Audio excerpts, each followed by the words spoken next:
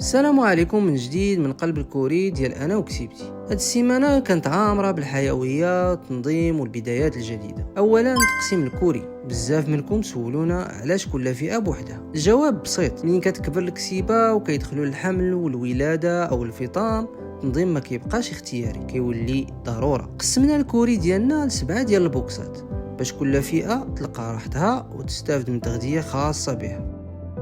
ذكور الغنم اللي تفطمون، النعاج مع وليداتهم، النعاج اللي وجدوا للحمل، الماعز الوالدين، الماعز اللي وجدوا للحمل، ذكور الماعز، وغنزيدوا بوكس خاص بإناث الماعز اللي تفطموا. كنقسموهم لأن التغذية ماشي موحدة، كل فئة عندها احتياجاتها من الشعير، الصوجات، التمر، الذرات، التبن، المستنبات إلى آخره. كل شيء كيكون محسوب ومضبوط باش تبقى الصحة مستقرة والجسم واجد لجميع المراحل. ثانيا، بداية جديدة مع الفقاسة. هاد السيمانة كانت بداية رسمية لمشروع تفقيس البيض. جبنا 456 بيضة، من بينهم سلالة الأسترالوب وخليط السلالات وسلالة الدجاج الفرنسي.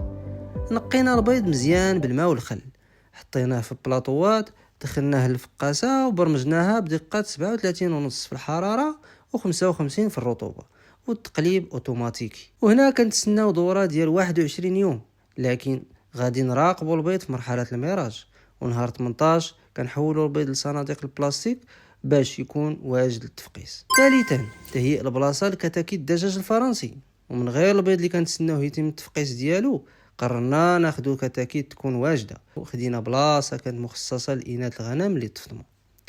نقيناها وعقمناها وقسمناها ورشينا الدواء ضد الحشرات، فرشنا الجير ومن فوقه النجارة باش تبقى سخونة ونقية.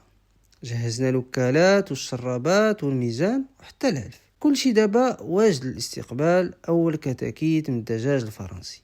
كانت هذه خلاصة ديال هذا الاسبوع، ولا عندكم شي نصيحة او فكرة مرحبا بها في الكومنتيرات.